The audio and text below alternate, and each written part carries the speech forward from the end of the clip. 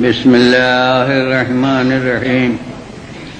الحمد لله رب العالمين، والصلاة والسلام على سيد الأنبياء والمرسلين أبي القاسم محمد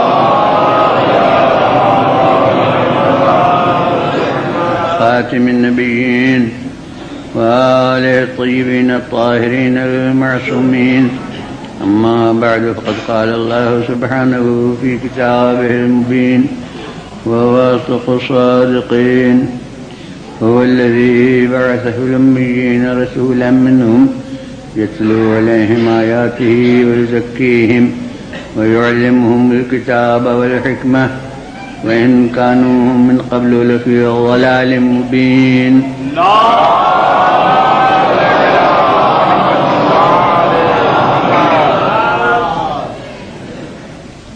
میں نے عرض کیا کہ یہ مضمون قرآن مجید میں 4 جگہ پر ہے، 3 جگہیں ایسی ہیں جو اس سے پہلے ہیں اور یہ 4تھی جگہ ہے، مگر محل اس مضمون کا جہاں جو ہے اس میں بڑی خاص خصوصیت ہے، وہ یہ کہ اوصاف الہی سے سورہ شروع ہوا ہے اور اللہ کے اوصاف میں یہ بتایا جا رہا ہے کہ وہ ہے جس نے امیین میں ایک رسول بھیجا، انہیں میں سے جو ان کے سامنے آیات الہی کی تلاوت کرتا ہے اور انہیں کہ نفوس کو سدھارتا ہے، پاک کرتا ہے اور انہیں کتاب اور حکمت کی تعلیم دیتا ہے، اگرچہ وہ اس کے پہلے کھلی ہوئی گمراہی میں تھے۔ تو اب اس ذات کی بلندی اور رفعت اور اس کی شان کو کیا بیان کیا جا سکتا ہے کہ جسے سامنے لا کر، جسے پیش کر کے اللہ اپنے عظمت و جلال اور اپنے رفعت شان کا اندازہ کرائے۔ صلوات بھیجیے۔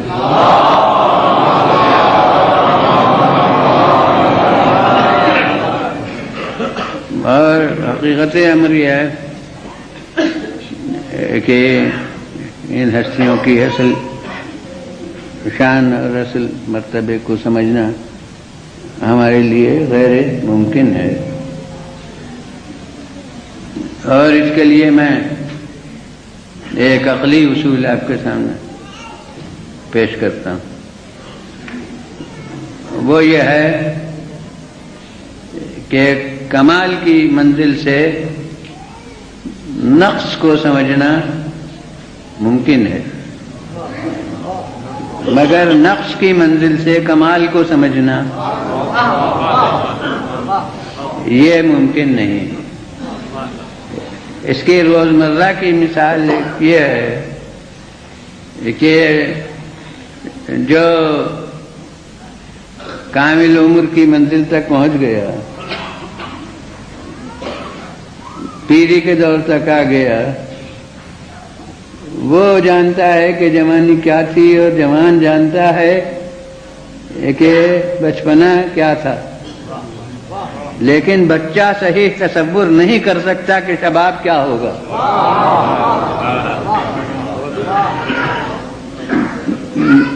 کمال کی منزل سے نقص کو سمجھنا آسان ہے، مگر نقص کی منزل سے کمال کو سمجھنا یہ ممکن نہیں ہے۔ اور دوسری مثال، جب ہم جاگتے ہیں اور آنکھ کھلتی ہے تو سمجھتے ہیں کہ خواب دیکھا تھا، سو رہے تھے، لیکن سوتے میں یہ تصور کہ ہم جاگیں گے تو یہ ہوگا، یعنی جاگنے میں سونے کو سمجھ سکتے ہیں، مگر سوتے میں جاگنے کو نہیں سمجھ سکتے۔ اس وقت تو اسی کو ہم بیداری سمجھتے ہوتے ہیں۔ اور اب موضوع وہ نہیں ہے، مگر ضمناً کہہ دوں کہ جیسے اس عالم خواب میں ہم اس بیداری کی حقیقت نہیں سمجھ سکتے، اسی طرح اس دار دنیا کی بیداری میں آخرت کے دور کی بیداری کو نہیں۔ صلوات جیون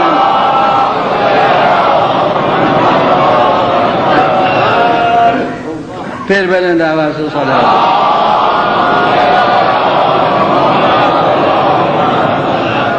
تو بس دو روزمرہ کی مثالیں اس عقلی حقیقت کے سمجھنے کے لیے کافی ہیں کہ منزل کمال سے نقص کو سمجھنا ممکن ہے، مگر منزل نقص سے کمال کو سمجھنا ناممکن ہے۔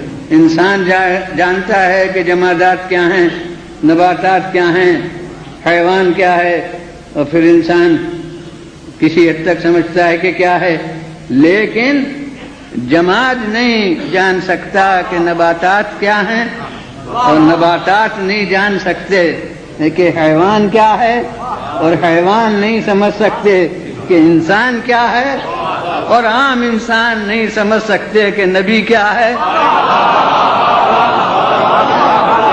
اور اب میں کہتا ہوں کہ عام انبیاء نہیں سمجھ سکتے کہ خاتم الانبیاء کیا ہے۔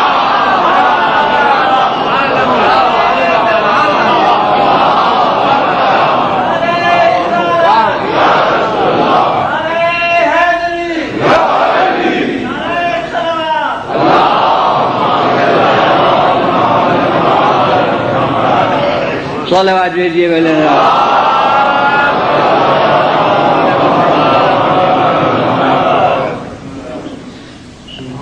اب کوئی مجھ سے کہہ سکتا ہے کہ جب یہ ثابت ہو گیا ہے، عقلی اصول بھی ہے اور اس کو یہاں مثالوں سے بھی ثابت کر دیا گیا کہ ہم سمجھ ہی نہیں سکتے اس منزل کو، بلکہ یہاں تک ہو گیا کہ ہم انبیاء نہیں سمجھ سکتے خاتم الانبیاء کی منزل کو، تو پھر یہ شان رسالت پر جو تقریر ہوتی ہے، جو ان کے مراتب کو بیان کرنے کی کوشش ہوتی ہے، یہ پھر کیا اس کا حاصل کیا ہے؟ پھر یہ کیا بیان کرنا مقصود ہے؟ تو اب اس کے لیے پھر ایک روزمرہ کی مثال، عموماً میں کوئی منطق فلسفے کی بوجھل باتیں آپ کے سامنے نہیں پیش کیا کرتا ہوں، تو ایک روزمرہ کی مثال ہے کہ آپ ایک سوئی کو سمندر میں ڈال دیجئے تو سوئی اس سمندر کو اپنے میں لے نہیں سکتی، سمندر اس میں سمائے گا نہیں، مگر جتنا اس کے ناکے میں وسعت ہے اتنا تو سمندر آ ہی جائے گا۔ صلوات بھیجیے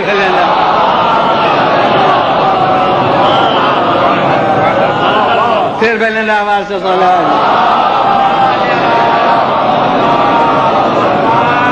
بس یہی سمجھ لیجئے کہ ہماری تمام کوششیں چاہے تحریری ہوں چاہے تقریری ہوں، اور ہم سے بلند پایا افراد اور وہ کوشش کریں، تو اس کی حقیقت یہی ہے، اور یہی آپ سے مطالبہ ہے کہ اپنی کشتی ذہن کو کمالات محمد مصطفیٰ کے سمندر میں ڈال دیجئے، پھر جتنی ظرف میں وسعت ہے اتنا تو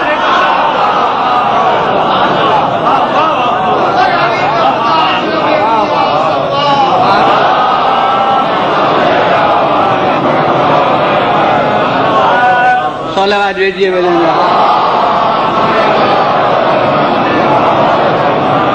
پھر بلند آواز سے صلوات۔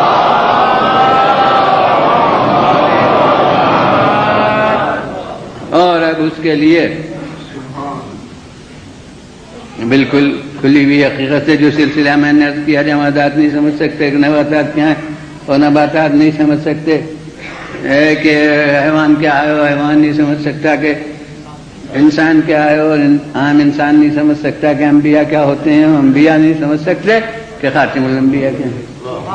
تو اب اسی کا لازمی نتیجہ اس کے بعد ایک اور قوی ہے، اور وہ حدیث پیغمبر سے ثابت ہے کہ خاتم الانبیاء بھی بارگاہ الہی میں کہتے ہیں ما عرفنا کا حق معرفتک، اے پروردگار ہم نے تجھ کو ویسا نہیں پہچانا جیسا پہچاننے کا حق ہے۔ صلوات بھیجیے بھلا۔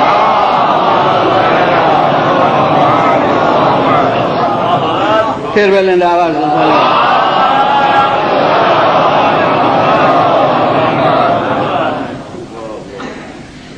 تو وہ فرما رہے ہیں اور بارگاہ الہی میں عرض کر رہے ہیں کہ ہم نے تجھ کو ایسا نہیں پہچانا جیسا پہچاننا چاہیے، مگر پھر بھی یہ ایک دینی حقیقت ہے کہ معرفت الہی حاصل کرنا ہر بندے پر واجب ہے،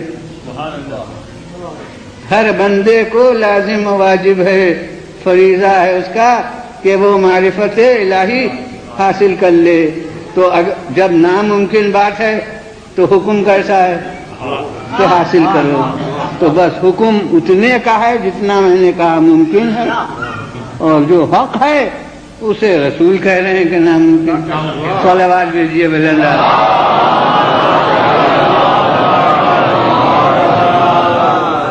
بس جس طرح معرفت الہی حاصل کرنا ہر بندے پر فرض ہے، یہاں تک کہ یہ بھی قید نہیں کہ عالم پر فرض ہے، جاہل پر فرض نہیں، جتنا جس کی بساط ہو اتنا اس کو سمجھنا ہے۔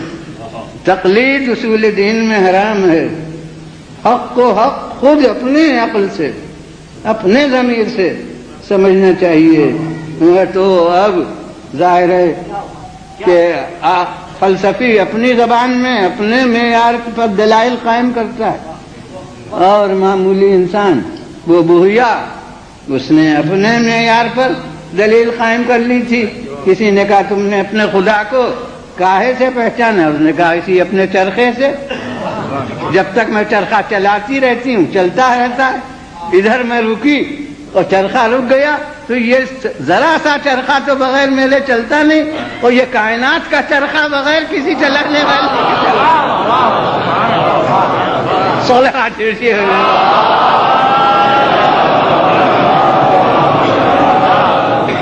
تو وہی بات جو فلسفی اپنی زبان میں بہت ہی گہرے انداز میں کہتا ہے، اسی کو اس نے اپنے معیار کے اوپر اپنی زبان میں اپنے عقل کے مطابق کہہ دیا۔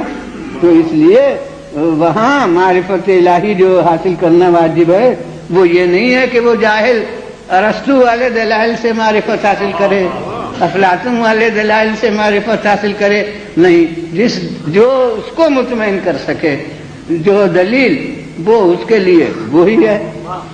تو معرفت الہی واجب، یہ ایک حقیقت دینی ہے مسلم، اگر ممکن نہیں بالکل تو واجب کیوں کر ہے؟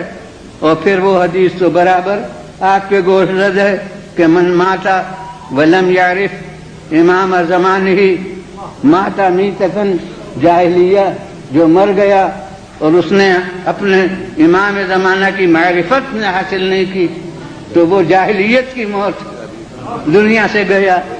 تو اب معرفت واجب جب ہے تو ممکن ہے، جبھی تو واجب ہے، اگر ممکن نہ ہوتی، ہمارا خدا عادل ہے، ناممکن چیز کا حکم نہیں دیتا،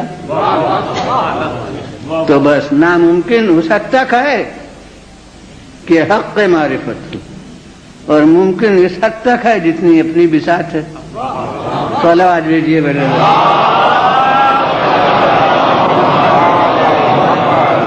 پھر بلند آواز سے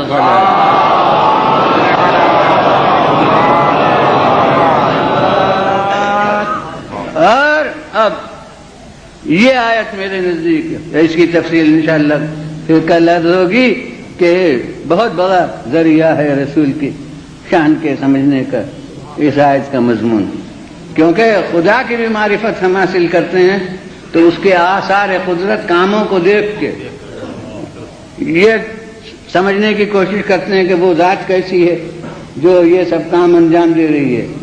تو اس آیت میں بھی خالق نے وہ کام بتائے ہیں جو اس کے اس رسول کے ذمے ہیں، تو اگر ان کاموں کی اہمیت کو ہم محسوس کر لیں تو پھر یہ سمجھ لیں گے کہ ان کاموں کے لیے شخصیت کیسی چاہیے۔ صلوات بھیجیے بولنا، پھر بولنا آواز سے صلوات۔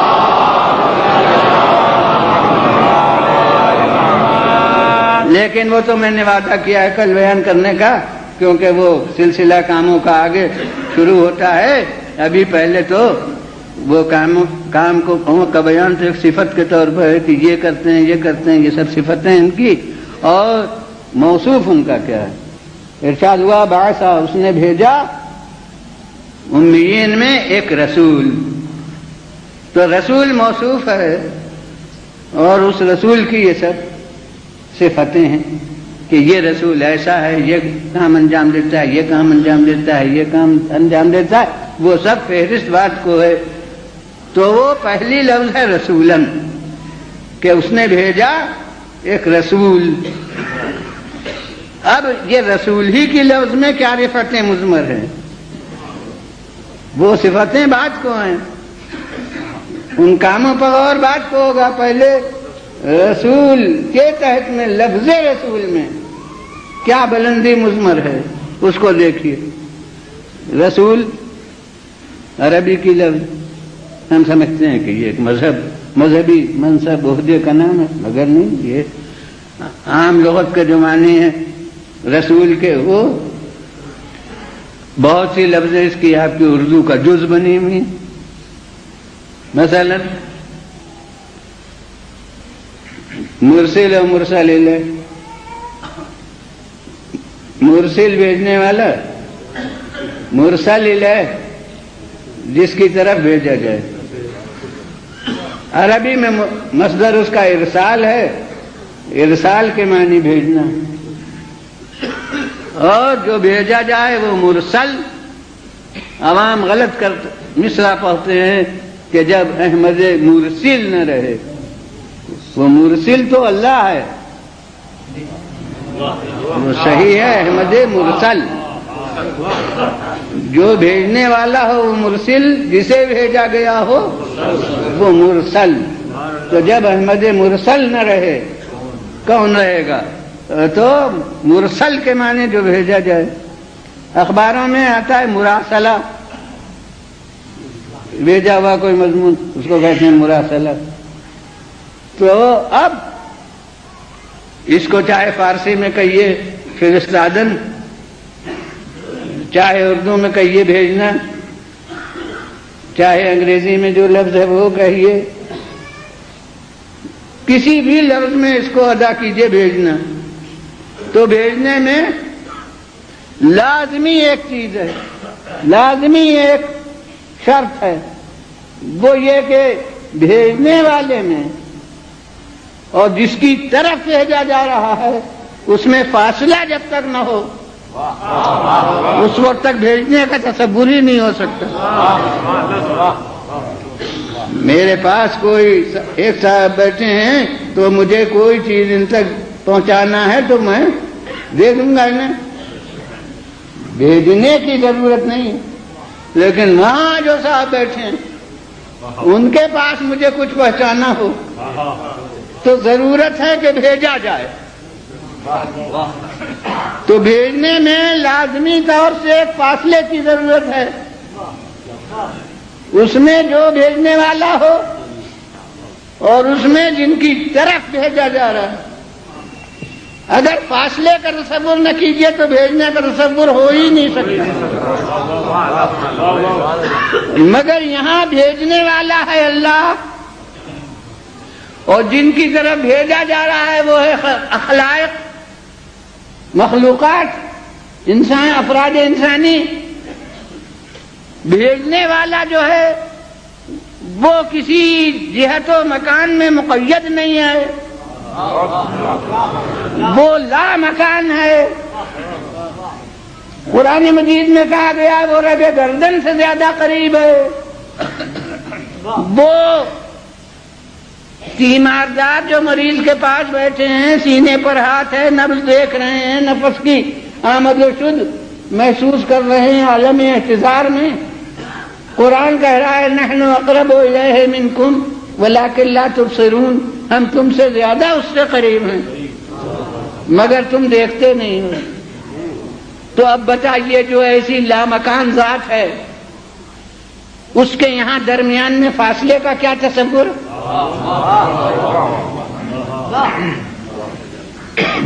وہ جب کسی جگہ رہنے والا نہیں، کسی محل پر متمکن نہیں، تو پھر کہیے گا کہ وہ 1000 میل دور ہے، 10,000 میل دور ہے، کتنی دور ہے؟ جو کہیے گا غلط ہوگا، کیونکہ جب وہ کسی جگہ پر ہے مقید نہیں ہے۔ وہ نفس کی مثال کل میں نے لامکان ہونے میں دی تھی کہ ہے مگر کہیں پر نہیں ہے، اور تو جب وہ لامکان ذات ہے تو درمیان میں فاصلے کا تصور کیسا، دوری کا تصور کیسا، اور اگر دوری کا تصور نہ ہو تو بھیجنے کا تصور کیسا؟ اب دیکھیے یہ عمر میں کتنی دفعہ اشہد ان محمد رسول اللہ کہا، اور ایمان رسالت پر ضروری ہے، لیکن اب رسالت کے معنی سمجھنا مشکل ہو گئے کہ رسالت کے معنی کیا ہے، کیا معنی اللہ نے بھیجا؟ بعثا فی الامیین رسولا، بعث کے بھی معنی بھیجنا، اور رسول کے بھی معنی جو بھیجا جائے۔ اس نے بھیجا مرسلین میں، امیین میں ایک رسول، انہی میں سے۔ تو جناب والا یہ تو معمہ ہو گیا کہ یہ بھیجنا کیوں کر ہے؟ بھیجنے کا مطلب یہ ہے کہ وہ ہم سے بہت دور ہے، جبھی تو بھیجتا ہے۔ اور جب وہ کسی مکان پر مقید نہیں ہے تو دور کہنا اسے غلط ہے، اور جب دور کہنا غلط ہے تو بھیجنا غلط ہے۔ تو پھر رسول کو رسول کہنے کے کیا معنی؟ پھر رسول کو بھیجا اس کے کیا معنی؟ اس کا کیا مطلب؟ تو اب یہ مشکل بات ہو گئی، مگر میں کہتا ہوں کہ مشکل یہ آسان ہو جائے گی اگر اپنی ایک بات کے معنی سمجھ لیجئے۔ تو اپنی ایک بات کیا ہے؟ عبادت میں نیت ضروری ہے، کوئی بھی عبادت ہو، نماز ہو، روزہ ہو، حج ہو، ارے پھر نماز کے لیے وضو ہو، غسل ہو، کچھ ہو، جو بھی عبادت ہے اس میں نیت لازمی ہے، اور نیت کا لازمی جز کیا ہے؟ قربتاً اللہ، اللہ سے قریب ہونے کے لیے، یہ معنی ہے۔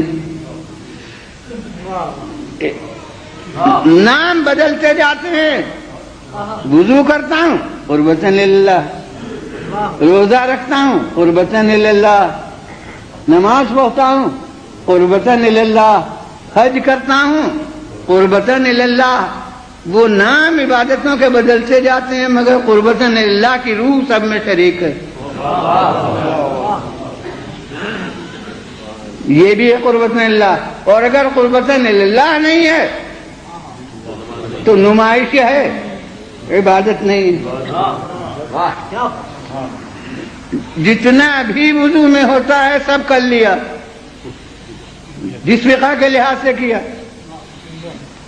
چاہے اس طرح کیا چاہے اس طرح کیا، کچھ کیا، جو ہوتا ہے مسا سر کا جس طرح کرنا تھا اس طرح کیا، چاہے اس طرح کر لیا، چاہے ہیر پھیر کے ساتھ کیا، بہر سب کچھ وہ کیا جو وضو میں ہوتا ہے، مگر قربتاً اللہ نہیں تھا۔ تو جناب صفائی ہو گئی مگر وضو نہیں ہوا۔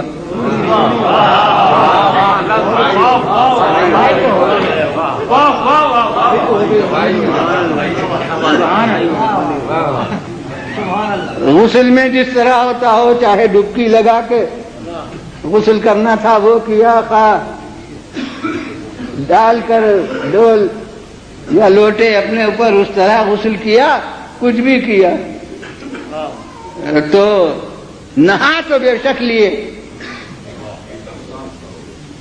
انگریزی بھی نام اس کا معلوم ہے، وہ آپ سبھی جانتے ہیں، بلکہ بہت سے کو اردو نہیں یاد ہوگی، انگریزی یاد ہوگی۔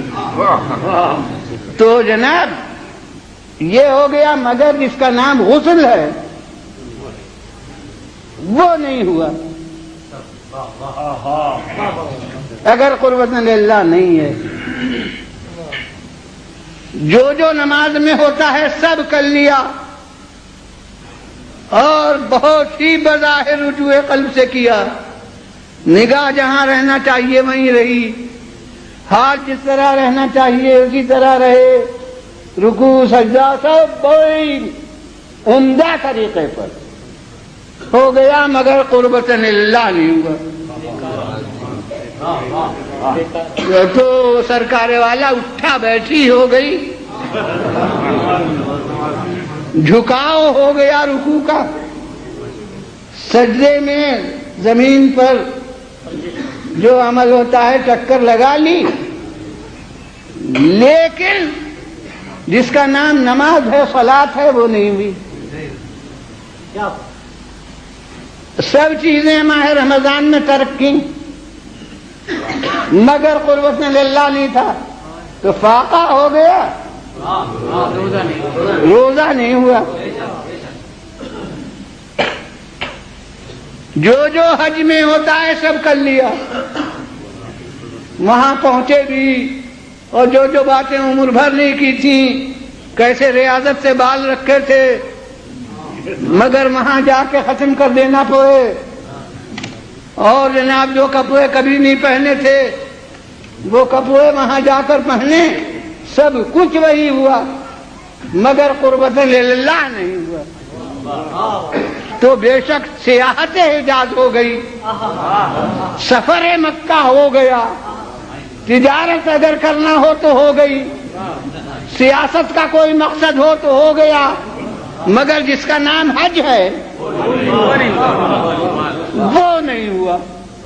معلوم ہوا کہ عبادت کی اصل روح ہے قربت للہ، اور قربت للہ کے معنی کیا ہے؟ اللہ سے قریب ہونے کے لیے۔ اس قریب کو سمجھ لیجئے تو اس دور کو سمجھ لیجئے گا۔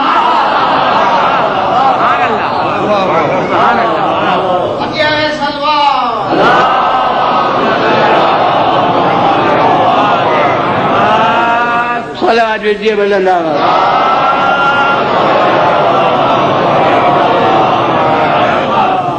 پھر بلند آواز سے صلوات۔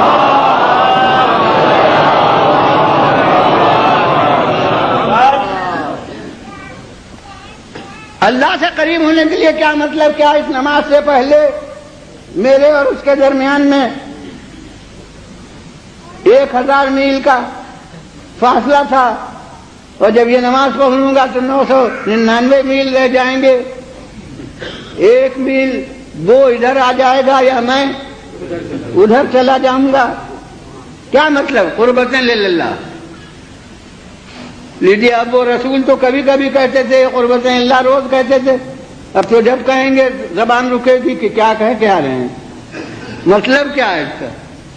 اللہ سے قریب ہونے کے لیے۔ تو میں نے جہاں تک اس پر غور کیا ہے، جو میری سمجھ میں آیا ہے وہ یہ ہے کہ نہ یہ قرب مسافت کا قرب ہے، نہ وہ بوجھ مسافت کا بوجھ ہے۔ اس قرب کا مطلب یہ قربت للہ کا ہے کہ خالق یعنی ذات الہی وہ نقطہ ہے کمال مطلق کا۔ جتنا ہم نقائص میں زیادہ گرفتار ہیں اتنا کمال مطلق کی منزل سے دور ہیں۔ ہر عبادت کا مقصد یہ ہے کہ نفس میں جلا ہو، ذرا برائیاں گھٹیں، نفس میں پاکیزگی کا اضافہ ہو۔ جتنا نقائص میں کمی ہوگی اتنا ہم منزل کمال مطلق سے نزدیک ہوئے۔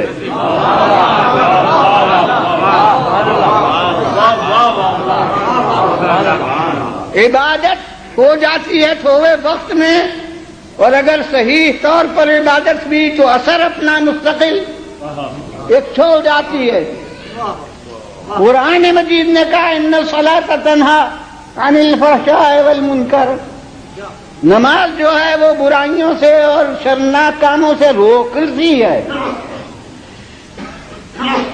نماز روکتی ہے یعنی کیفیت نفس میں پیدا کرتی ہے کہ آدمی پھر ان برائیوں کی طرف نہ جائے. وہ نماز تو ہو گئی بغیر رجوع قلب سے، بغیر خضوع و خشوع سے، بہت ہی تجوید کے اور قرأت کے ساتھ بھی. تو فرض کیجئے کہ 15-20 منٹ میں ہوئی اور کسی کی نماز 5 ہی منٹ میں ہو گئی. یوں کہہ سکتے ہیں جتنا ازبر زیادہ یاد ہوئی اتنا جلدی سے ہو گئی. تو نماز ہو تو گئی اتنے وقت میں، لیکن اگر وہ واقعی نماز ہے تو اثر نفس میں جو چھوڑ گئی وہ نماز ختم ہونے کے بعد بھی باقی ہے. اب اگر ہم دیکھیں کہ ہمارا نماز گزار اسی وقت نماز پڑھتا ہے اور اسی وقت جا کے مسجد کے کسی ذخیرے پر نظر جاتی ہے اس کی، تو حضور والا جس نے یہ نسخہ تجویز کیا ہے اس میں اثر یہ بتایا تھا کہ یہ برائیوں سے روکتا ہے. اب یا اس نسخہ مرتب کرنے والے کو کہیے معاذ اللہ کہ اس نے غلط کہا، اور یا پھر مان لیجئے کہ جو عمل کیا وہ واقعی نماز نہیں تھا. صلوات دیتے رہو.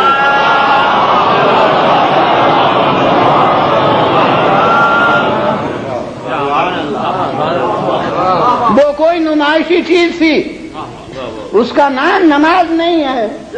روزے کو یہی کہا کہ کتب علیکم الصیام کما کتب علی الذین من قبلکم لعلکم تتقون، تمہارے اوپر روزہ فرض ہے تاکہ تم میں تقوی پیدا ہو جائے.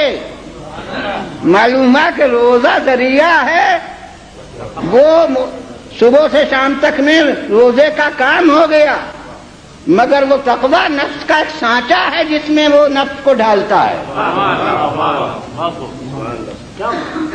تو یہ مقصد عبادت کا ہے، یہی قربتاً اللہ کا مفاد ہے. جتنا یہ مقصد زیادہ پورا ہوا اتنا ہی بندہ اپنے اللہ سے قریب ہوا. تو معلوم ہوا کہ یہ قرب مسافت کا قرب نہیں ہے بلکہ یہ اوصاف کا قرب ہے. تو اسی طرح وہ بوجھ، وہ دوری، وہ بھی اوصاف کی دوری ہے.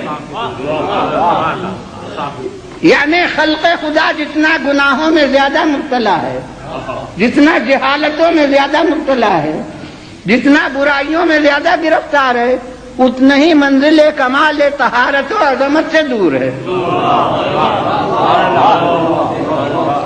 لہذا جب دور ہے تو بھیجنے کی ضرورت ہے. اب بھیجنے کا صبر ہو گیا، دوری بھی سمجھ میں آئی، مگر اب ایک پہلو پر ہر مکتب خیال کا مسلمان غور کرے، ایک پہلو پر ہر نقطۂ نظر کا انسان جو رسالت کا قائل ہو وہ غور کرے کہ جو بھیجا جائے اس دور والے کی طرف بھیجنا ہے مجھے، تو جو بھیجا جائے وہ بھیجنے سے پہلے اس کے پاس ہوگا جس کی طرف بھیجا جا رہا ہے، یا اس کے پاس ہوگا جو بھیجنے والا ہے.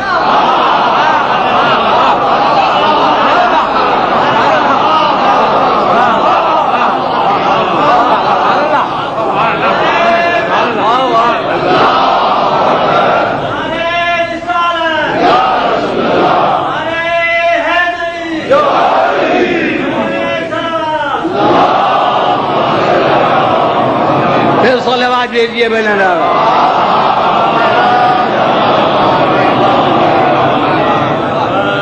حضور جسے بھیجوں گا ان دور والے کسی صاحب کے پاس تو وہ وہی ہو سکتا ہے جو میرے پاس ہو، اور اگر وہ بھی اتنا ہی دور ہوا تو خود اس کی طرف کسی کے بھیجنے کی ضرورت ہے. اسے بھیج کیسے سکتا ہوں؟ لہذا جو بھیجا جائے گا وہ بھیجنے والے کے پاس ہوگا، تبھی بھیجا جائے گا، بغیر اس کے بھیجا نہیں جا سکتا۔ اور یہاں دوری ہے اوصاف کی دوری، تو ماننا پڑے گا کہ جن گناہوں میں خلق خدا گرفتار ہے، جس کی وجہ سے وہ خالق سے دور ہے، وہ ذات جسے وہ بھیجتا ہے وہ بھیجے جانے سے پہلے ان برائیوں سے بری ہوگی، ان نقائص سے الگ ہوگی، تبھی وہ اس لائق ہے کہ بھیجا جائے۔ اور اگر معاذ اللہ وہ بھی ان نقائص میں گرفتار ہو تو وہ اس لائق کہاں ہو سکتا ہے کہ اسے بھیجا جائے؟ اب علم کلام کی اصطلاح میں جملے کہہ دوں تو سمجھ میں آ جائیں گے انشاءاللہ۔ وہ یہ ہے کہ نتیجہ یہ نکلا کہ رسالت نتیجہ عصمت ہے، عصمت نتیجہ رسالت نہیں۔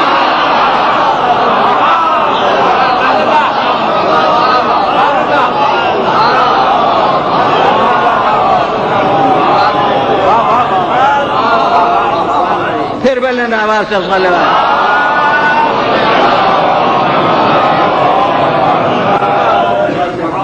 اب اس کو خالص اردو زبان میں بھی کہہ دوں کہ یہ نہیں ہے کہ رسول بنایا تو معصوم ہو گیا، بلکہ معصوم تھا اس لیے رسول بنایا۔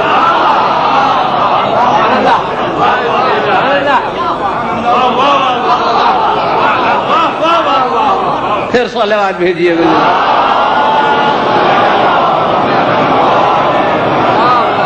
پھر بلند آواز سے صلوات۔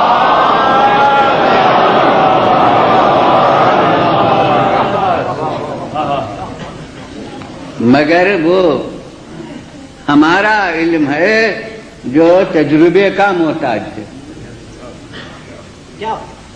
یعنی ہم کسی کو 10-20 برس آزما کے دیکھیں کہ یہ سچا ہے یا نہیں، تب ہم سمجھ سکتے ہیں کہ آدمی سچا ہے۔ ہمارا علم محتاج تجربہ ہے، لیکن یہ رسالت کا عطا کرنے والا جو ہے، تاج رسالت پہنانے والا جو ہے، اس کا علم محتاج تجربہ و مشاہدہ نہیں ہے کہ پہلے کچھ عرصے تک وہ دیکھے کہ معصوم ہے یا نہیں، اور جب تھوڑی مدت تک دیکھ لے کہ معصوم ہے تب اس کے بعد وہ رسول بنائے۔ یہ ہم عطا کرنے والے منصب کے ہوتے تو یہی ہوتا، مگر کسی منصب کو دنیا نے اپنے ہاتھ میں لیا ہو، بہرحال رسالت کو کسی نے اپنے ہاتھ میں نہیں لیا، وہاں جمہوریت کا کوئی قائل نہیں ہوا۔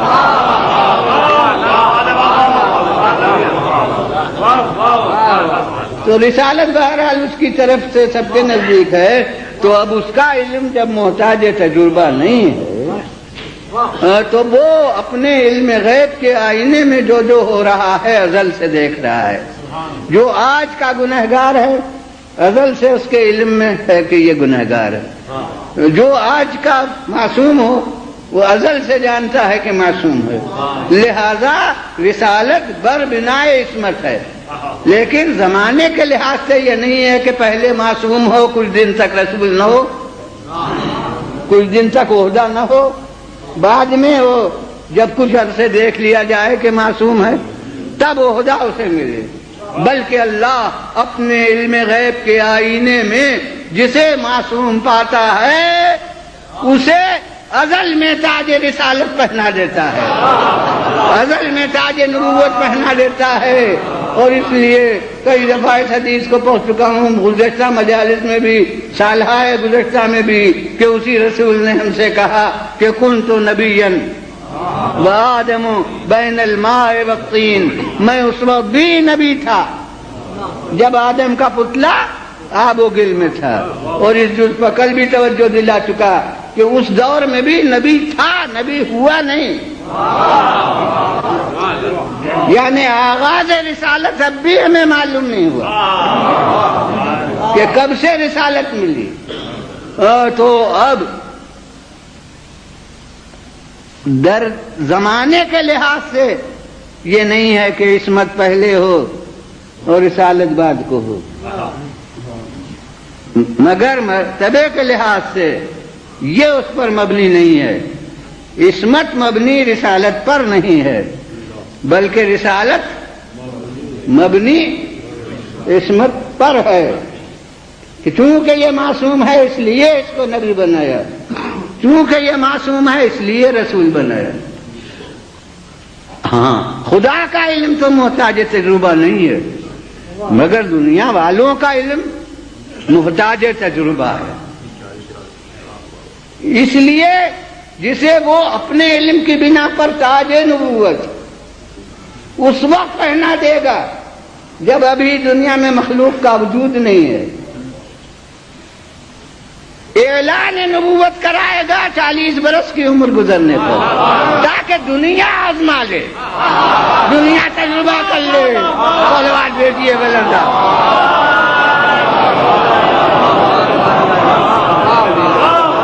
پھر بلند آواز سے بولو۔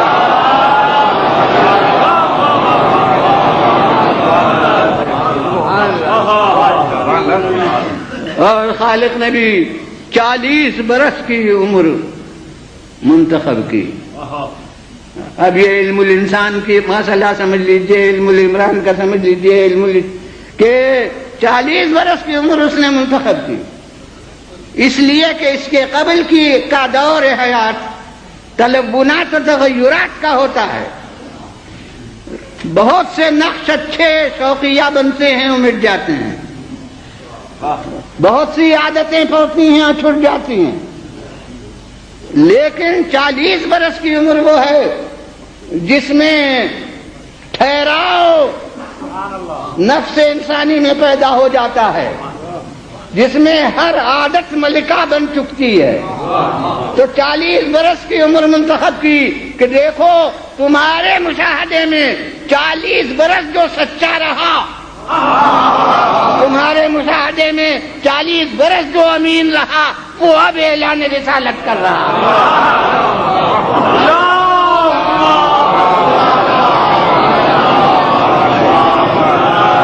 صلوات دیجیے بلندہ۔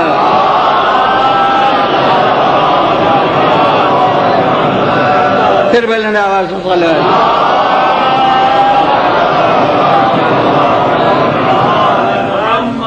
اور میرے نزدیک اخلاق رسول کا ہر گوشہ بے نظیر تھا۔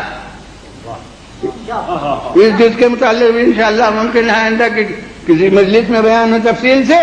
میرے نزدیک جتنے اوصاف حمیدہ انسان تھے سب ان میں بے نظیر تھے، یعنی صابر بھی ان سے بڑھ کے کوئی نہ تھا، میرے نزدیک حلیم بھی ان سے بڑھ کے کوئی نہ تھا، میرے نزدیک سخی و جواد بھی ان سے بڑھ کے کوئی نہ تھا۔ جتنے صفات حمیدہ بلند اخلاق تھے وہ سب ان میں نقطہ کمال میں تھے، مگر یاد رکھیے کہ صفت ہونا اور چیز ہے اور لقب بن جانا اور چیز ہے۔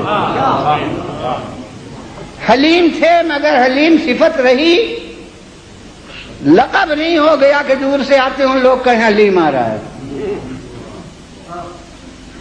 بے شک جواد و سخی تھے مگر جواد صفت رہی، لقب نہیں بنا۔ بے شک صابر تھے مگر صابر وصف رہا، لقب نہیں ہوا۔ لیکن یہ دو صفتیں، ایک سچائی اور ایک امانت داری، یہ اتنی نمایاں ہوئی اور بہت سی لفظیں پرانے ادب میں نہیں تھیں، اب جدید ادب میں بہت استعمال ہوتی ہیں۔ اب سنا ہے مجھے جدید ادب کی لفظیں بھی اردو میں بھی بدلتی رہتی ہے، تو اس لیے یہ لفظ پہلے مجھے نہیں آتی تھی، اب آ گئی ہے کہ ابھی تو نمایاں میں نے کہا تھا کہ یہ دو صفتیں اتنی نمایاں ہوئی۔ اب میں کہتا ہوں اپنے ترقی یافتہ اردو میں کہ سب وصف تھے مگر یہ دو وصف اتنے اجاگر ہوئے کہ لقب کی حیثیت اختیار کر لی۔ ایک صادق اور ایک امین، یعنی اب یہ دور سے آ رہے ہیں تو نام کے بجائے لوگ کہیں گے صادق آ رہا ہے، دور سے آتے ہیں تو نام کے بجائے کہیں گے امین آ رہا ہے۔ تو یہ دو صفتیں کیوں اتنی نمایاں ہوئی؟ میری تو یہ سمجھ میں آیا ہے کہ چونکہ یہ دونوں صفتیں دعوے میں دخل رکھتی ہیں، جو سچا ہو وہ جھوٹا دعویٰ کیوں کرے گا، اور جو امین ہو وہ پیغام کے پہنچانے میں کٹر بیوت کیوں کرے گا؟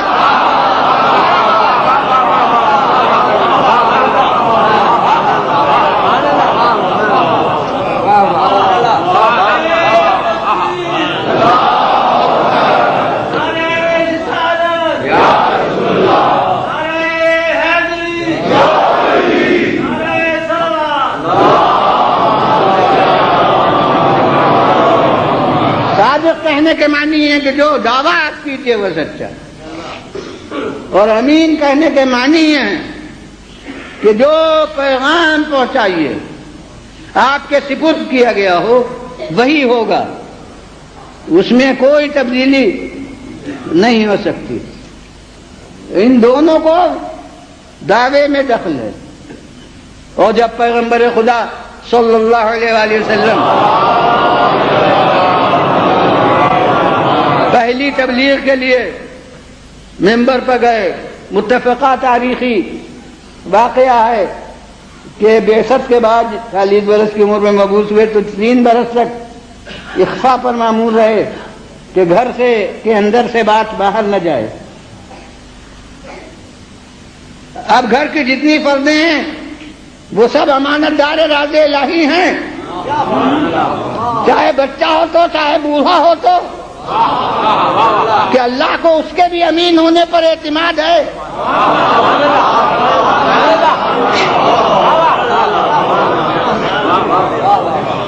3 برس تک گھر کے اندر رہے گا، 3 برس کے بعد وہ آیت اتری منظر عشیرتک الاقربین، اب اپنے جو قریب ترین عزیز ہیں انہیں قریش کے افراد بس ان تک پیغام پہنچائیے جو دعوت عشیرہ ہوئی، اور اس کی تفصیل کو اس وقت نہیں کرنا ہے۔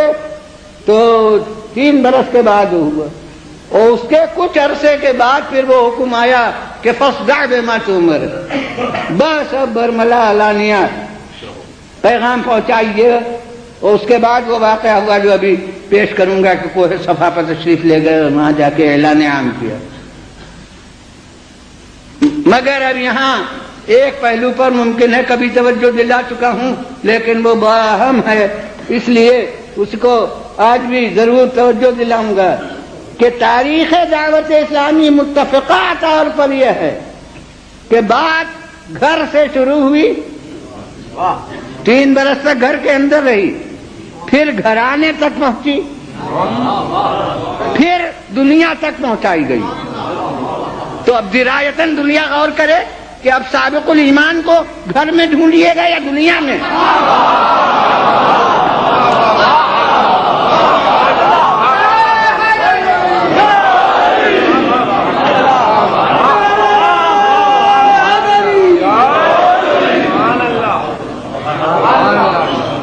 صلوات بھیجیے بھلے نا۔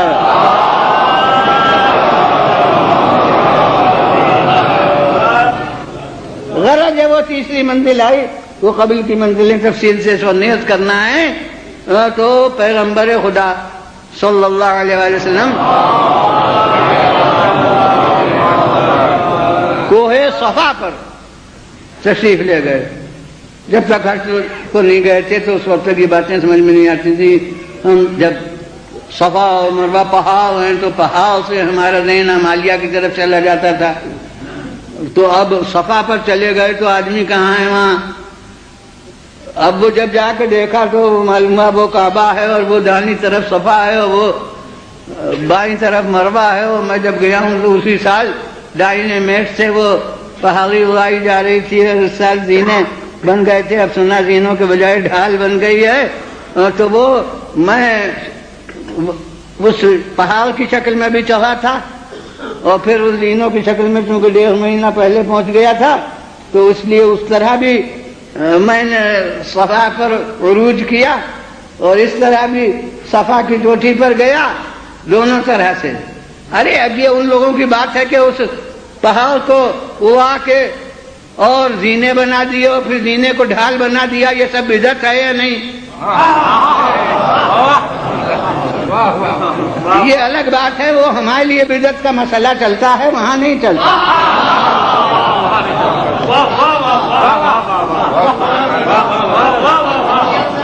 وہاں جو ہو وہ سنت ہے۔ تو حضور یہ سب ہو گیا، اور اب چھت بن گئی ہے، وہ صحیح چھت کے نیچے ہوتی ہے، اور یہ سب اس سے بحث ہی نہیں کہ یہ نیا ہے پرانا ہے یا کیا ہے۔ وہاں کچھ اور مفہوم ہو جاتے ہیں، فتوے کچھ اور ہو جاتے ہیں۔ تو یہ غور کیجئے کہ کوہ صفا، وہ اب اس شکل کا اندازہ نہیں ہوتا، وہ جب زینے بنے تو میں نے دیکھے کہ کوہ صفا ایسا ہے کہ 7 سیڑھیوں میں اس کی چوٹی آ گئی، اور مروہ بھی اسی طرح 7 زینوں سے کو طے کر کے اس کی بلندی آ گئی چوٹی، ہر دفعہ وہ اوپر سے جا کے پھر اترنا ہوتا ہے، صحیح وہاں سے پیر کو اپنے لگا کر آخری سرے سے اور پھر شروع کرے، تب وہ سفیرا پورا ہوتا ہے۔ تو وہ 7 سیڑھیوں میں اس کی چوٹی اور 7 سیڑھیوں میں اس کی چوٹی۔ تو ہمارا ذرا بہت بڑے عمارتوں میں آصف الدولہ کے بارے میں جو حضرات گئے ہیں یا اور، تو اس سے بھی بعض بڑے ہوتے ہیں، تو متوسط ممبر ہمارے یہاں کا بڑا 7 سیڑھیوں کا 7 زینوں کا اکثر ہوتا ہے۔ تو میں کہتا ہوں کوہ صفا پر جانا نہ تھا، تبلیغ اول کے لیے ایک ممبر کی تلاش تھی۔ جب کوئی اہم تبلیغ کرنا ہوئی ہے تو ممبر کی ضرورت ہوئی ہے۔ جہاں صفا تھا اسے ممبر بنا لیا، جہاں صفا نہ تھا اسے پالان شتر کا ممبر بنا۔ تو اب کوہ صفا پر تشریف لے گئے تو حد نظر کے سامنے جتنا مجمع ہے اس سے فرماتے ہیں کہ بتاؤ اگر میں تم سے کہوں کہ اس پہاڑ کے پیچھے سے لشکر آ رہا ہے تو مانو گے یا نہیں مانو گے؟ انداز کلام کا بتا رہا ہے کہ اگر مجمع ابھی کہہ دے کہ نہیں مانیں گے تو آگے کچھ نہیں کہا جائے گا، اور ہاتھ میں کوئی تلوار نہیں ہے کہ گلے پر رکھی ہوئی ہو، خود اختیار طور پر ان کے ضمیر کے فیصلے کو پوچھ رہے ہیں۔ اور حد نظر کے سامنے جتنا مجمع ہے وہ جواب دیتا ہے کہ کیوں نہیں مانیں گے؟ اس لیے کہ اس زبان سے سوا سچ کے ہم نے جھوٹ نہیں سنا۔ میں کہتا ہوں اگر 40 برس کی پہلی زندگی سامنے نہ ہوتی تو اس سوال و جواب کا محل ہی کہاں پیدا ہوتا؟ اور وہ بشریت کے نعرے لگانے والے، میں بھی بشریت کو جزو ایمان سمجھتا ہوں، جب تو قرآن نے کہہ دیا ہے تو اس کو بھی ماننا جزو دین ہے۔ مگر یاد رکھیے کہ وہ 40 برس کی بشریت وہ ہے جس پر بات کے رسالت کی پوری عمارت کھڑی ہوئی ہے۔ صلوات بھیجیے بلنا۔ برس کی بشریت وہ ہے جس پر بات کے رسالت کی پوری عمارت کھڑی ہوئی ہے۔ صلوات بھیجیے بلنا۔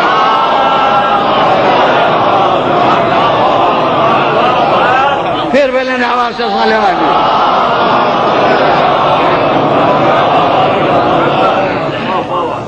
سب نے کہہ دیا کہ ضرور مانیں گے، اس لیے کہ سوا سچ کے ہم نے جھوٹ نہیں سنا۔ جب یہ اقرار لے لیا تب کہا کہ مجھے اللہ نے رسول بنایا ہے، اور تمہاری یہ بدعمالیاں جو ہے اس کے پس پوچھ آتے کے دوزخ کے شعلے ہیں۔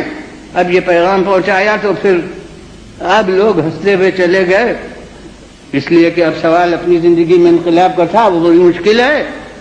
تو اب مگر کتنے ہی ہنستے ہوئے چلے جائیں، عمر بھر دل میں ضمیر سے یہ آواز تو اٹھتی رہے گی۔ ابھی کہا تھا کہ کیوں نہ مانیں گے، اب ضمیر کے اندر سے کوئی کہتا رہے گا کہ کیوں نہیں مانتے، کیوں نہیں مانتے۔ وہ بہرحال اللہ کی حجت ہے ان کے خلاف، تو انہوں نے کہا تھا کیوں نہیں مانیں گے، اب مان نہیں رہے ہیں۔ اب جب نہیں مان رہے ہیں تو کیا کیا کہہ رہے ہیں؟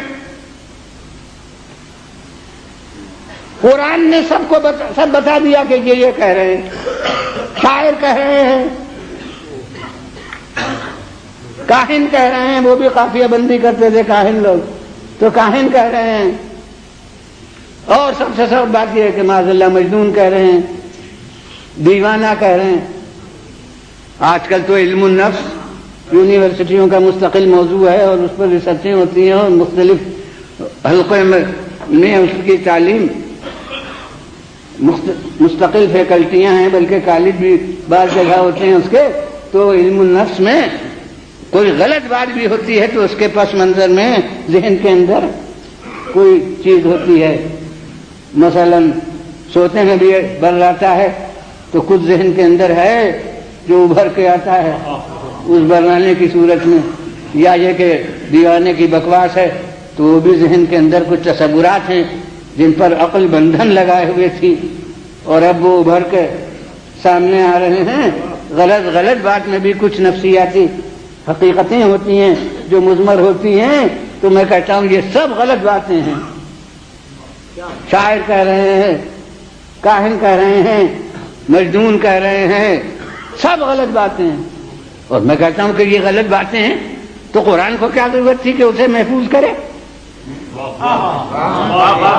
ارے مجھے راستے میں کوئی گالیاں دے تو میں یہاں کے مجمع میں اعلان تو نہیں کریں گا کہ مجھے یہ گالیاں دی ہیں؟ وہ کمبخت جو کہنے والے تھے ان کے نام بھی ہمیں نہیں معلوم، وہ ہوا میں منتشر ہو جاتی لفظیں، یہ قرآن نے کیوں انہیں محفوظ کر دیا؟ میں کہتا ہوں اس سے ایک اصول قائم ہوتا ہے، وہ ایک معلم عقل کو مجنون کہہ رہے ہیں، ظلم ہی ہے نا؟ ایک سنجیدہ حکیمانہ کلام کرنے والے کو شاعر اور کاہن کہہ رہے ہیں، یہ ظلم ہی تو ہے۔ اس سے قرآن نے محفوظ کر کے اصول قائم کر دیا کہ مظالم کے ذکر سے مظلوموں کی توہین نہیں ہوتی ہے۔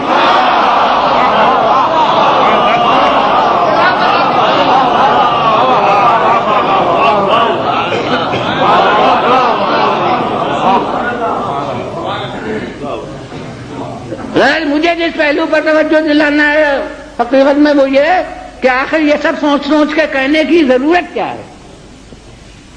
کبھی کاہن کہہ رہے ہیں، کبھی شاعر کہہ رہے ہیں، اور ہر دفعہ جو کہتے ہیں اگر دل مطمئن ہو جائے کہ یہی ہے تو پھر دوسری بات نہ کہیں۔ ایک بات گھبرا کے کہتے ہیں، خود ہی اندر سے کوئی کہتا ہے کہ بات بنی نہیں تو پھر بدل کے دوسری بات کہتے ہیں، وہ دوسری بات بھی اندر سے فیصلہ ہوتا ہے ضمیر کا کہ نہیں اب بھی وہ بات نہیں ٹھیک ہوئی تو تیسری بات کہتے ہیں۔ میں کہتا ہوں یہ سب سوچ سوچ کے کہنے کی ضرورت کیا ہے؟ بخدا میری تو سمجھ میں یہی آتا ہے کہ اتنا سچا کہہ چکے ہیں کہ جھوٹا کہتے نہیں بنتا۔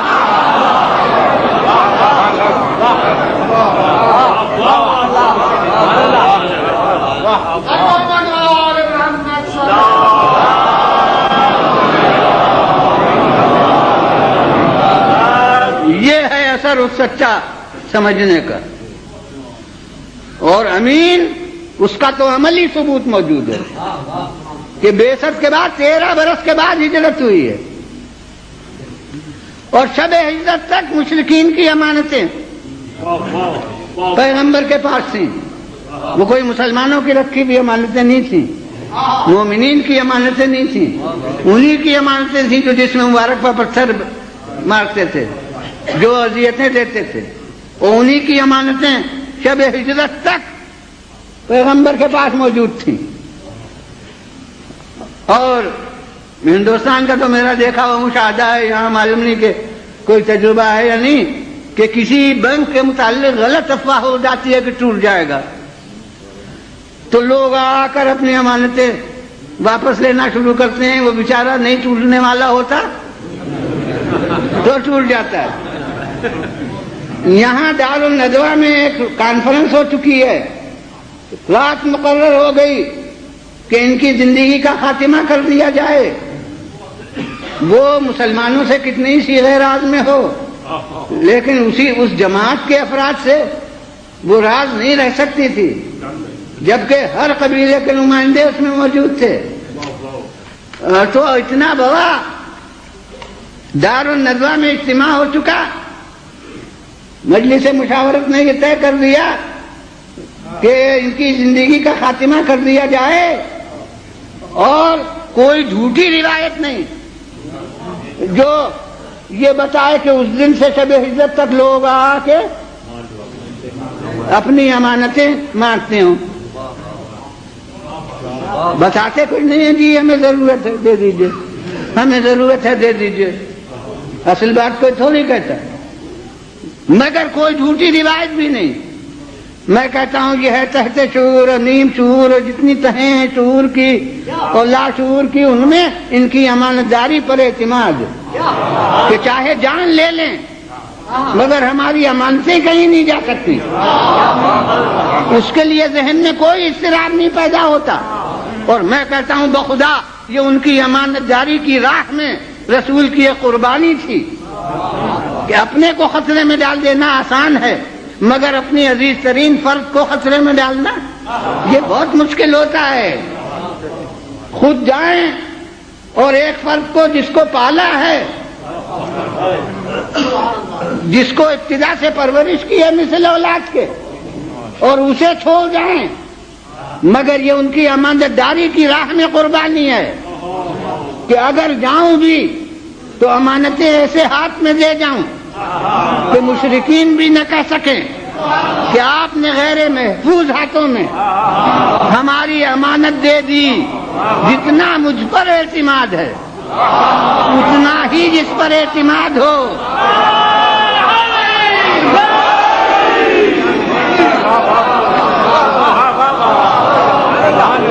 اسے امانتیں سپرد کر کے جاؤں. میں کہتا ہوں اب تمام مسلمانوں کے لیے لمحہ فکریہ ہے کہ جو ایسا امین ہو کہ مشرکین کی امانتیں بغیر محفوظ ہاتھوں میں دیے ہوئے شہر نہ چھوڑے، وہ خدا کی امانتیں بغیر محفوظ ہاتھوں میں دیے ہوئے دنیا چھوڑے.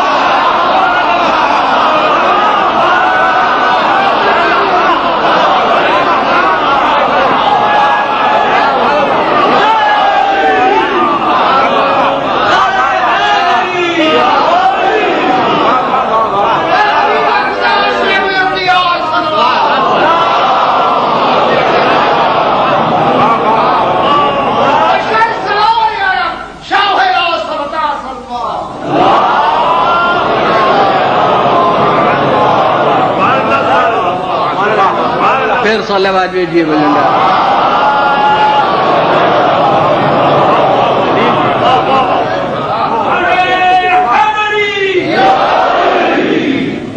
اب سلسلے سے نعرے لگا دیجیے.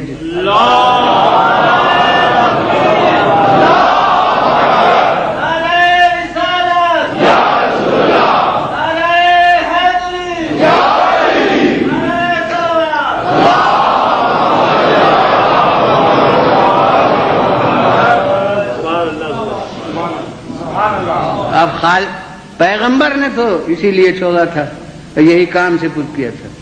اب یہ اور بات ہے کہ بروقت جب شہر میں تو اس لیے رہے، اب بروقت خالق نے کہا جب یہ رہتے ہیں تو ہم ایک کام لے لیں گے، اور وہ یہ کہ رسول کے جانے کا پردہ بن جائیں. شہر میں رسول نے چھوڑا امانتوں کے لیے، وہ بستر پر لٹایا خدا نے. یعنی انہوں نے مشرکین کی امانتوں کا محافظ بنایا، انہوں نے اللہ نے رسول کی زندگی کا محافظ بنایا. صلوات بھیجیے بلند.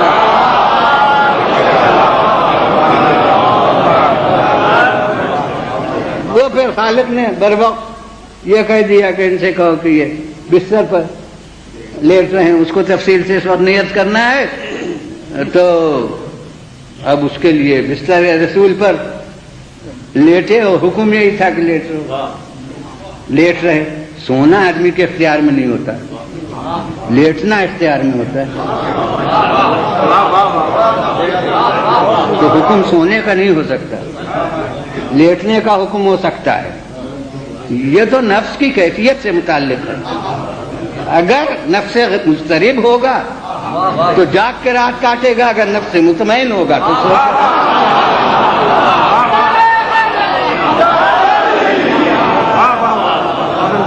صلوات بھیجیے بہن.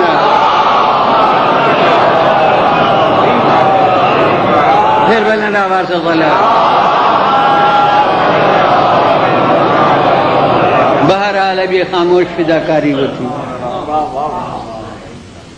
بستر پر لیٹ کر جو فداکاری ہوئی کہ خالق نے سند عطا فرمائی.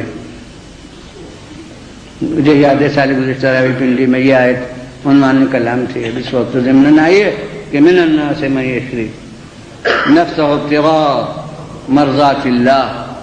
دیکھو انسانوں میں ایک ایسا بھی ہوتا ہے جو اپنی جان کو رضائے پروردگار کی خاطر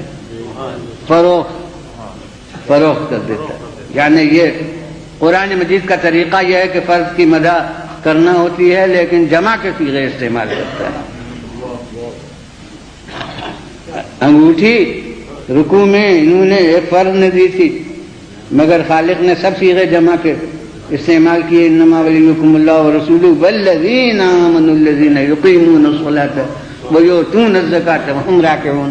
شخص کی مدح ہے صیغے جمع کے، مگر اس کردار میں کچھ ایسی انفرادیت ہے کہ خالق اپنے اس طریقے کو چھوڑ کر وحدت کی لفظ استعمال کر رہا ہے کہ من الناس من یشری. انسانوں میں ایک دیکھو ایسا بھی ہوتا ہے. یشری واحد کا صیغہ ہے، وہ لوگ نہیں ہیں. ایک فرد ہے ایسی کہ جو اپنی جان کو رضائے پروردگار کی خاطر فروخت کر دیتی ہے. بس آپ کی توجہ تو ظاہر ہے، مگر کل کافی چولہا نہیں ہوا تھا، آج بھی کم تو نہیں ہوا ہے، لیکن آپ کو شاید مختصر ہی معلوم ہو، لیکن آگے نہیں بڑھنا چاہتا ہوں. اور وہ یہ عرض کر رہا ہوں کہ وحدت نمایاں کی کہ انسانوں میں ایک وہ بھی ہے. میرا دل تو کہتا ہے کہ کیا کروں، اس کے بعد وحی کا دروازہ بند ہے.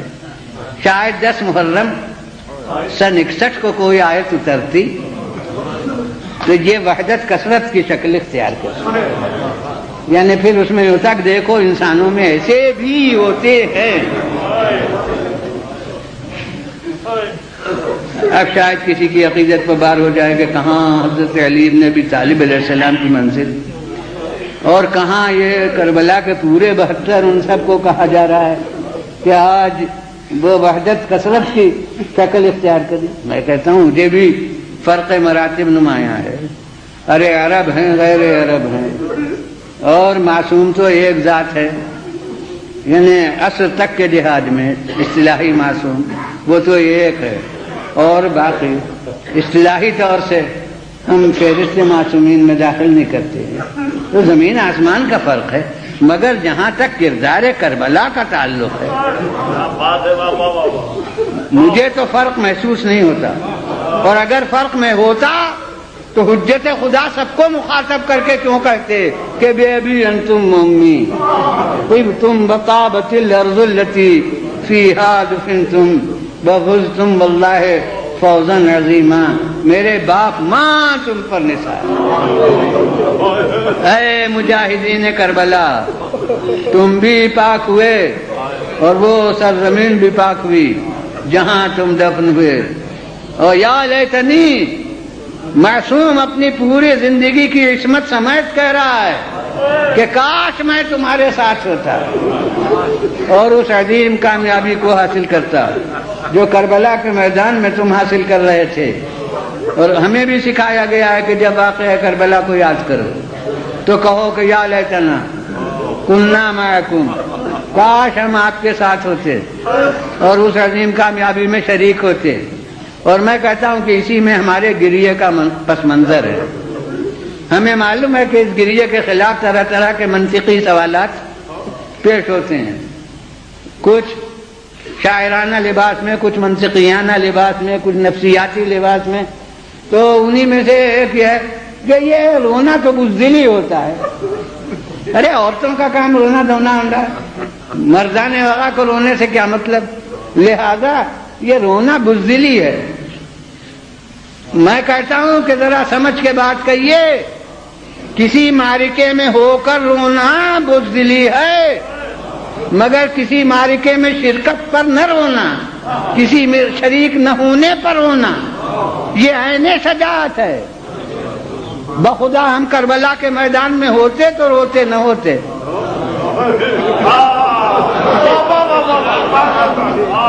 کربلا کے مجاہدین میں کون تھا جو روتا ہوا گیا؟ کیا ابو ہریرہ ہمدانی روتے ہوئے گئے؟ کیا مسلم ابن اوسجہ روتے ہوئے گئے؟ کیا حبیب ابن مظاہر روتے ہوئے گئے؟ کیا فرزندان عقیل و جعفر روتے ہوئے گئے؟ ارے قاسم بھی اس وقت تک روئے جب تک اجازت نہیں ملی، اور جب اجازت جہاد مل گئی تو پھر روتے ہوئے نہیں گئے۔ کیا عباس روتے ہوئے گئے؟ کیا علی اکبر روتے ہوئے گئے؟ مولا بھی ہمارے عزیزوں کے اوپر روئے،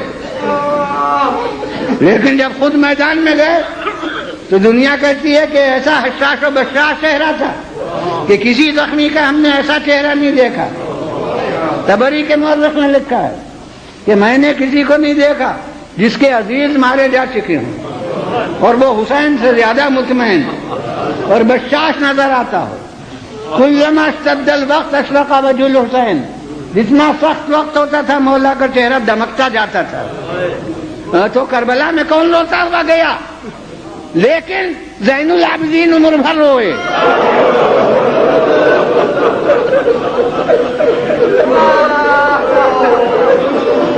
اب آپ سمجھے ہمارے رونے کا مطلب؟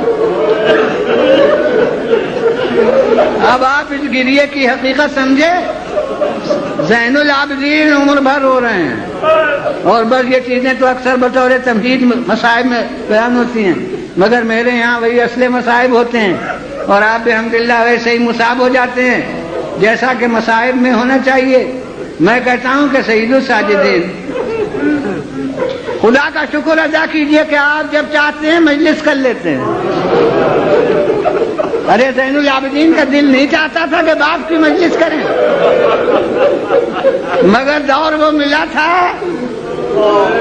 کہ باپ کی مجلس نہیں کر سکتے، اور جو اصل اپنے غم کے واردات ہے اس کا اظہار نہیں کر سکتے۔ ایک دفعہ موقع ہو گیا کہ زہری آئے، زہری بڑے محدثین میں اکابر علماء میں سے ہیں، شہاب الدین زہری، وہ آئے اور بہرحال دل کے کسی گوشے میں اہل بیت سے تھوڑا لگاؤ تھا، تو اس لیے عرض کرنے لگے، حالانکہ بہت بڑا ان کا درجہ حکومت شام کے دربار میں بھی تھا، مگر کچھ نہ کچھ دل کے اندر لگاؤ تھا اہل بیت سے، کہ آ کر عرض کیا کہ امام صلی اللہ علیہ وسلم کے پاس کہ میرے یہاں شادی ہے، دل چاہتا ہے کہ حضور میری عزت افزائی فرمائیں۔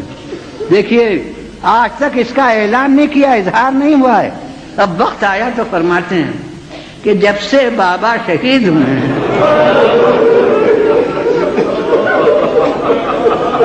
تب سے میں نے شادیوں میں شرکت ترک کر دی ہے، میں شریک نہیں ہوا کرتا۔ اب میں نے ممبر پر اپنی گناہگار زبان سے بیان کیا تو ماشاءاللہ آوازیں گریے کی بلند ہو گئی۔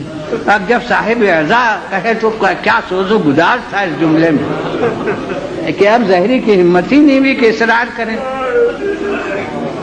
واپس چلے گئے، مگر وہ جملہ دل میں گھر کر گیا تھا اور واقعی تمنا تھی کہ امام میرے یہاں تشریف لائے۔ تو اب کچھ عرصے کے بعد وہ آئے اور کہا، اس دفعہ میں نے عرض کیا، آپ نے ایسی بات فرمائی کہ پھر میری ہمت ہی نہیں ہوئی کہ میں آپ سے عرض کروں۔ اب میں نے آپ کے والد بزرگوار کی ایک مجلس برپا کی ہے،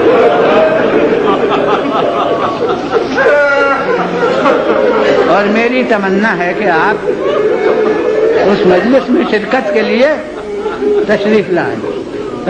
ہاں بے شک اب آئیں گے۔ ظاہر ہے جب دور اتنا نازک ہو اور وہ حکومت شام میں پہنچ بھی رکھتے تھے اور وہاں کے مقربین میں تھے، تو کتنی احتیاط سے انہوں نے شرکائے مجلس کو اطلاع دی ہوگی۔ بہت گنے چنے خاص مخلصین اہل بیت جو تھے ان کو انہوں نے فردن اطلاع دی، اور وقت معین پر وہ لوگ جمع ہوئے اور امام وقت معین پر تشریف لائے۔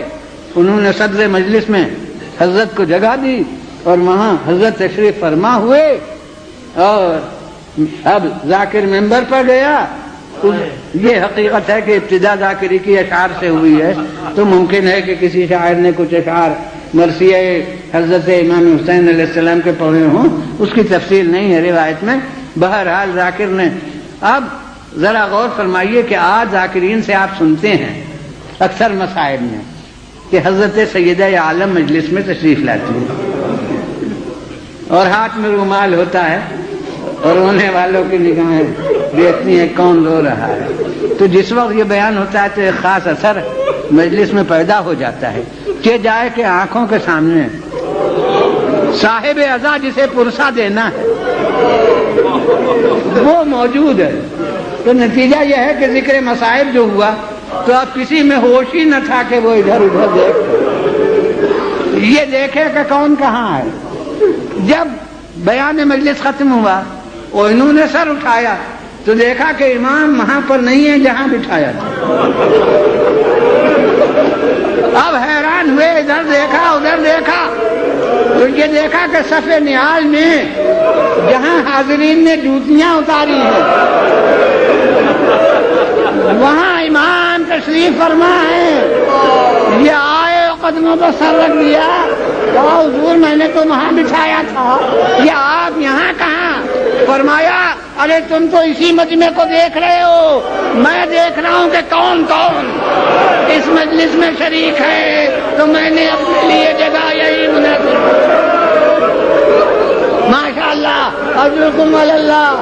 میں کہتا ہوں کہ مجلس اس طرح سے ایک ہو گئی، لیکن اپنی ذات کو انہوں نے مجلس بنا لیا۔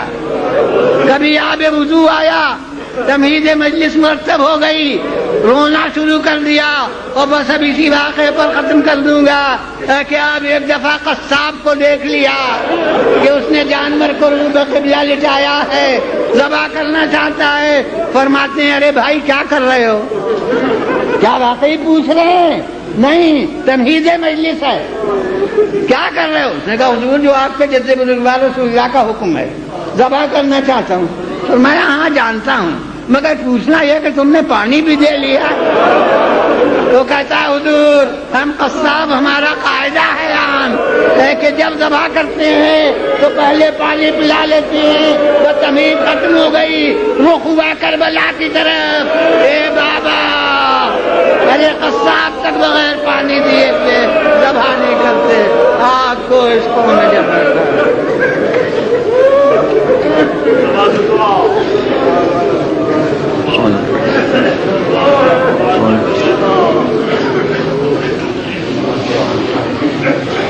خداوندہ تمام حاضرین کے مقاصد دینی دنیاوی کو خداوندہ ہم سب کو صراط مستقیم پر قائم رکھ۔ خداوندہ ہمیں رسول و آل رسول کے اسوہ حسنہ بچانے کا خداوندہ ہمارے لیے آخرت کی منزل کو اس دنیا سے بہتر کرا۔ جو بیمار ہونے شفا و صحت عطا فرما، جو مر گئے انہیں رحمت و مغفرت سے مالا مال۔ خداوندہ اس اعزائے قلیل کو ہم سے قبول